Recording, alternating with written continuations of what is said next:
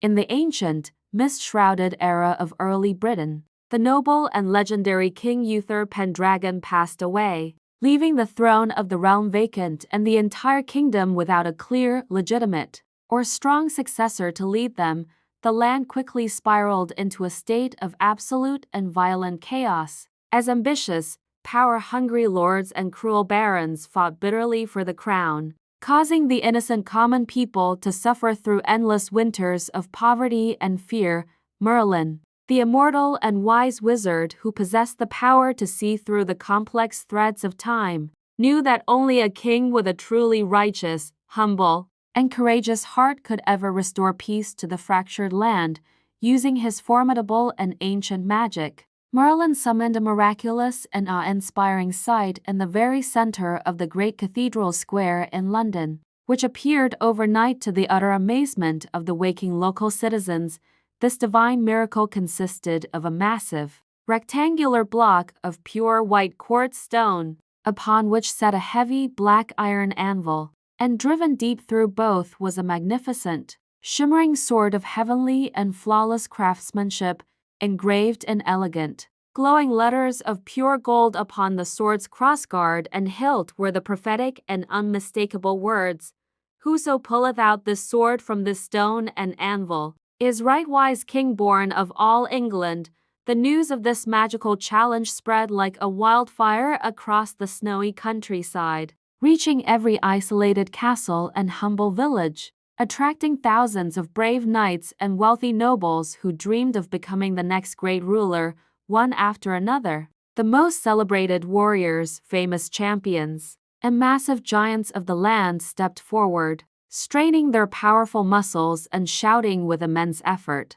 But the sword remained completely immovable and silent. As many long years turned into decades, the sword stayed firmly embedded in the stone, eventually becoming a moss-covered monument that stood as a silent, mocking challenge to the vanity, pride, and greed of mortal men. Merlin watched these countless failed attempts from the deep shadows with a mysterious and knowing smile, for he understood that the true king was still a young boy, growing up in total obscurity and simple surroundings. Far away in the quiet, green countryside, a young and slender lad named Arthur was living a simple life, serving faithfully as a loyal squire to his older foster brother, the ambitious and somewhat arrogant Sir Kay. Arthur was a young man of exceptional character and a remarkably pure spirit, always putting the needs of others before his own and performing his tedious daily chores with a sense of quiet dignity and genuine kindness.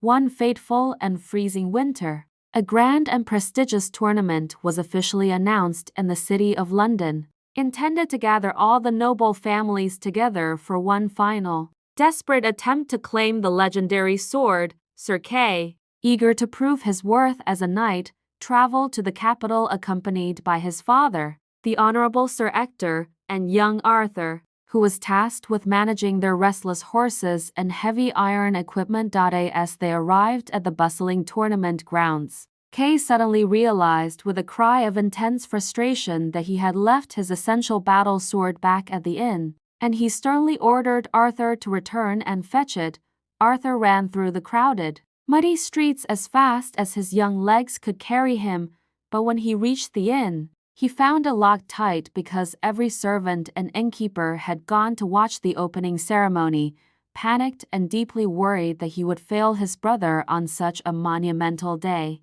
Arthur searched the deserted side streets for any weapon that might serve as a temporary replacement for the missing blade of Sir Kay. By pure chance, he wandered into the silent and holy cathedral square and saw the legendary sword CM in the stone, its polished steel catching the pale winter sunlight and glowing with a strange, inviting, and magical warmth. Knowing absolutely nothing of the magical prophecy or the historical significance of this monument, Arthur simply thought it was a discarded weapon that he could borrow for a few hours to save his brother's knightly honor. He stepped up to the massive quartz block, his small and calloused hands gripping the golden hilt, while the very air around him seemed to hum with an ancient, long-forgotten melody of celestial power and royal destiny. Without a single grunt of effort or any visible strain in his body, Arthur pulled the sword, which slid out of the iron anvil as smoothly and silently as a sharp ray of light passing through a clear glass window.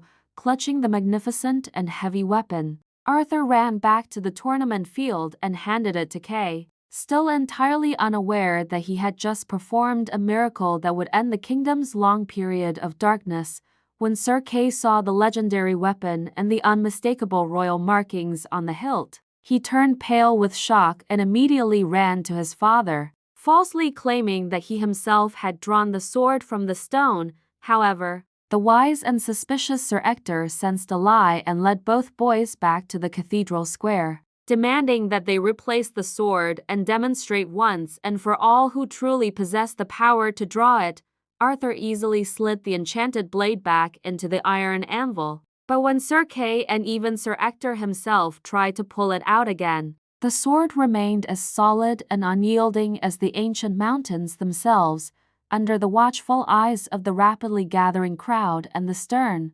judgmental gaze of the Archbishop, Arthur was asked to step forward once more, his young face a mask of confusion, fear, and humble hesitation. As his slender fingers touched the cold, enchanted metal of the hilt, a brilliant and blinding beam of golden light descended from the heavens, illuminating the entire square and bathing the boy in a celestial, royal glow. With one swift, effortless, and incredibly graceful motion, Arthur drew the sword high above his head, and the blade rang out with a clear, bell-like sound that echoed through every street and alleyway of the city of London. The thousands of people watching fell into a profound, breathless, and heavy silence, a moment of collective realization that the long-awaited king had finally appeared in the form of a humble, unknown boy of the people. The proud and powerful lords were initially filled with indignant rage and jealousy,